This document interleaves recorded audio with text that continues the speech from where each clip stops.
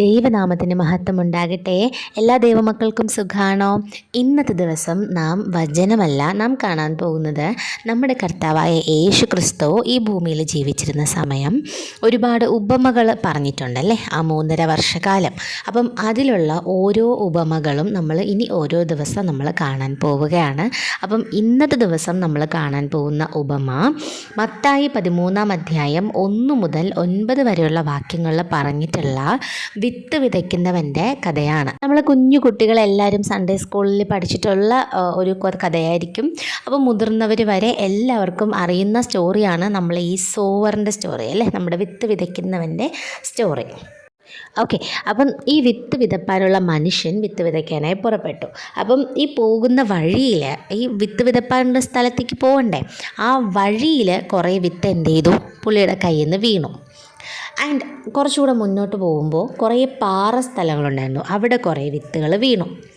കുറച്ചുകൂടെ മുന്നോട്ട് പോകുമ്പോൾ കുറേ മുള്ളുള്ള സ്ഥലങ്ങളുണ്ടായിരുന്നു, അവിടെ കുറച്ച് വിത്തുകൾ വീണു. അതിനുശേഷം തൻ്റെ ലക്ഷ്യം പോയിൻ്റായിട്ടുള്ള ആ വിത്ത് വിതയ്ക്കുന്ന സ്ഥലത്ത് കൊണ്ട് കുറേ നമുക്ക് കൃത്യമായിട്ട് അറിയാം അല്ലേ, ഈ വഴിയത്ത് വീണുവാണെങ്കിൽ മനുഷ്യന്മാർ അങ്ങോട്ടും ഇങ്ങോട്ടും ഒക്കെ നമ്മൾ നടക്കുന്ന സമയം അത് ചവിട്ടി അങ്ങോട്ട് കളയും.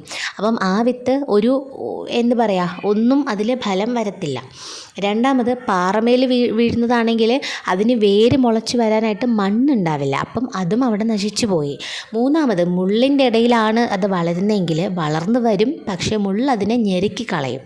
ഓക്കെ, അപ്പം ഇങ്ങനെ 3 സ്റ്റെപ്സും കഴിഞ്ഞു. അതിന് 4-മത് എവിടെ, നമ്മൾ വിത്ത് വിതയ്ക്കേണ്ട നല്ല സ്ഥലത്ത് കൊണ്ടുപോയി വിത്തിട്ടപ്പോൾ അത് 100ഉം 60ഉമായി 30ഉമായി മേനി വിളഞ്ഞു എന്നാണ് ബൈബിളിൽ പറഞ്ഞിട്ടുള്ളത്.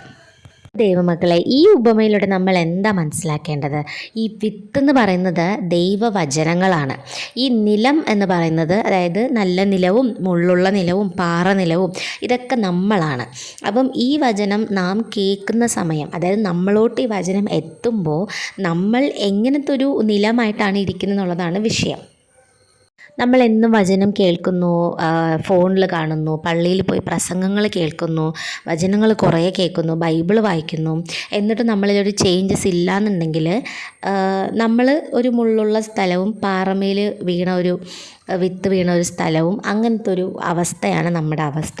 ഓക്കെ, അപ്പം നമ്മൾ കൈക്കൊണ്ട് വചനം ധ്യാനിച്ച് അത് പ്രകാരം നടക്കുവാണെങ്കിൽ മാത്രമേ നമ്മൾ ഒരു നല്ല നിലമായിട്ട് മാറത്തുള്ളൂ. അപ്പം നിങ്ങൾ ഇനി മുതൽ ഡിസൈഡ് ചെയ്യാൻ നിങ്ങൾ എങ്ങനത്തെ നിലമാണെന്നുള്ളത്. ദൈവം അനുഗ്രഹിക്കട്ടെ എല്ലാവരെയും.